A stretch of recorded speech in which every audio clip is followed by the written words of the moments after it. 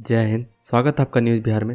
चलिए देखते हैं आज के तमाम बड़ी खबरों को। सासाराम में हत्या कर भाग रहे पूर्व सरपंच को गुस्साए लोगों ने पीट पीट कर मार डाला। डबल मर्डर पर चढ़ा तनाव।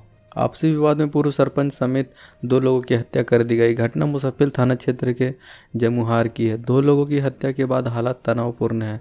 मौके पर अफरा तफरी मची हुई है। मरने वाले की पहचान कंचनपुर निवासी पूर्व सरपंच अनिल यादव और झलारा सिंह के रूप में की गई है। पुलिस मौके पर पहुंच गई है। मामले की जांच की जा रही है। वारदात के बाद डेहरी तथा सासाराम की पुलिस मौके पर कैंप कर रही है। फिलहाल गांव में तनाव की स्थिति है। पुलिस का दावा है कि स्थिति नियंत्रण में है। हाजीपुर में मजदूरों से भरी बस की ट्रक से जोरदार टक्कर, 2 लोगों की मौत, दर्जनों जख्मी। बिहार के हाजीपुर से बड़ी खबर सामने आ रही है, जहां एक भीषण सड़क हादसे में 2 लोगों की मौत हो गई और दर्जन लोग जख्मी हैं। बस और ट्रक की जोरदार टक्कर में बस में सवार 2 लोगों की मौत हुई।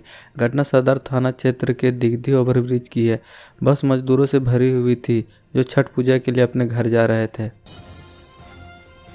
मिथिला में भरदुतिया आज, जाने यहाँ भाई दूज पर क्यों नहीं दी जाती भाई को गाली। मिथिला सांस्कृतिक रूप से अपनी विरासत के लिए मशहूर है।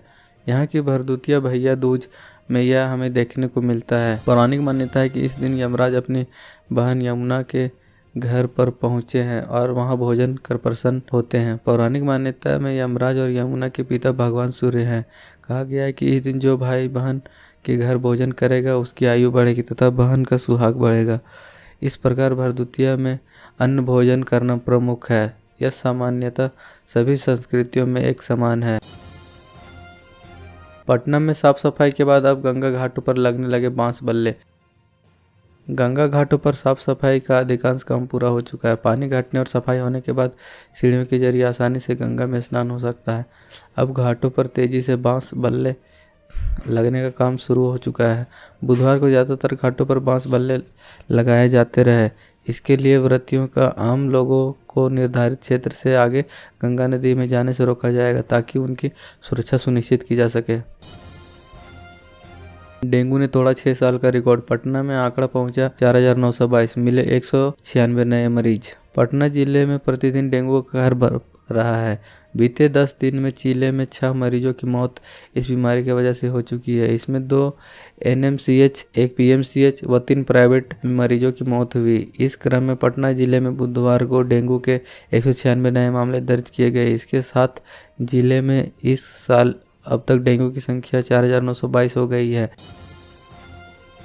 हिंदी सहायक प्राध्यापक के पदों पर होगी नियुक्ति, जारी हुआ साक्षात्कार का शेड्यूल। बिहार में महागठबंधन सरकार बनने के बाद आए दिन विभागों में वैकेंसी की खबर आती रहती है। इसी क्रम में अब बिहार विश्वविद्यालय सेवा आयोग ने हिंदी विषय के सहायक प्राध्यापकों के लिए साक्षात्कार का शेड्यूल जारी किया है।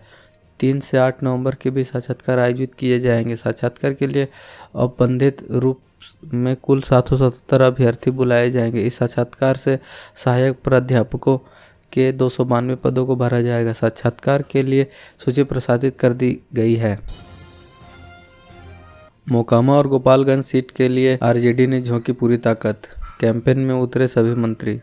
मोकामा और गोपालगंज विधानसभा सीट के लिए हो रहे उपचुनाव में राजद ने अपनी पूरी ताकत झोंक दी है। सभी मंत्री और विधायक, पूर्व विधायक व 2020 के विधानसभा उपचुनाव में हारे उम्मीदवार भी उतर गए हैं। किसी भी मंत्री की अध्यक्षता में यह लोग किसी न किसी पंचायत में रोज पहुंच रहे हैं। चुनाव कैंपेन में की जा रही तैनाती जातीय, क्षेत्रीय व दूसरे समीकरणों को देखते हुए की जा रही है। दोनों चुनाव के परिणाम तय करेंगे कि उसका A to Z का नारा कितना फायदेमंद साबित होगा।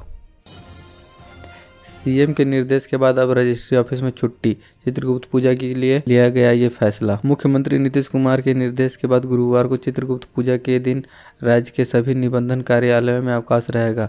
इस संबंध में मद्य निषेध विभाग की ओर से अधिसूचना बुधवार को जारी कर दी गई। इसके पहले विभागीय आदेश के अनुसार राज्य के सभी रजिस्ट्री ऑफिस गुरुवार को भी खुले रह गए थे।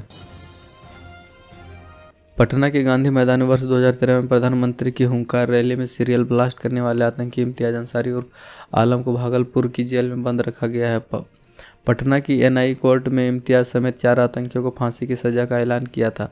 सभी आतंकियों को पटना के बेऊर जेल से भागलपुर की विशेष केंद्रीय कारा में शिफ्ट किया गया था। इनमें एक आतंकी को बेहद गोपनीय तरीके से दिल्ली ले जाया गया और अब वापस भागलपुर लाया गया। बिहार में गुलाबी ठंड की दस्तक, शाम होते ही गिरने लगा तापमान, जाने वेदर रिपोर्ट। बिहार में मौसम ने अपना मिजाज अब बदलना शुरू कर दिया। दिवाली संपन्न होते ही अब गुलाबी ठंड ने अपना दस्तक दे दी।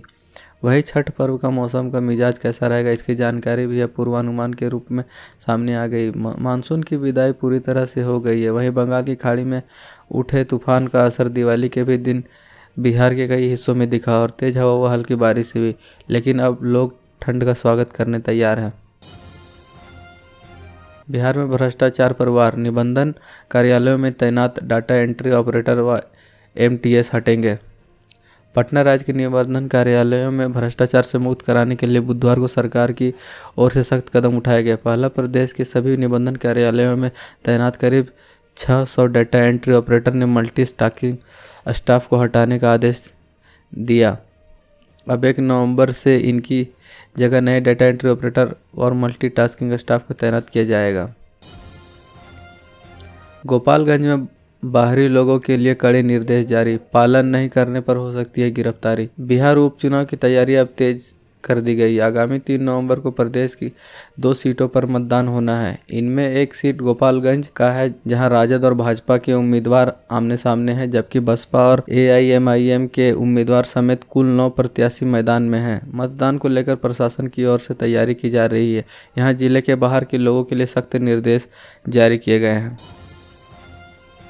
पटना में छठ को लेकर पुलिस कर्मियों की छुट्टी हुई रद्द, घाटों पर होगी अतिरिक्त फोर्स की तैनाती। छठ पूजा को लेकर पटना पुलिस अलर्ट मोड पर है। घाटों पर असामाजिक तत्वों का जमावड़ा रोकने के लिए पुलिस ने विशेष तैयारी की है। एसएसपी मानवजीत सिंह ढिल्लों ने अपने विशेष टीम का गठन कर हर घाट पर सिविल ड्रेस में पुलिस को तैनात रहने का निर्देश दिया। इस साल छठ महापर्व में ज़्यादा भीड़ जुटने की संभावना है, जिसके कारण हर थाना क्षेत्र में अतिरिक्त बल की तैनाती की गई।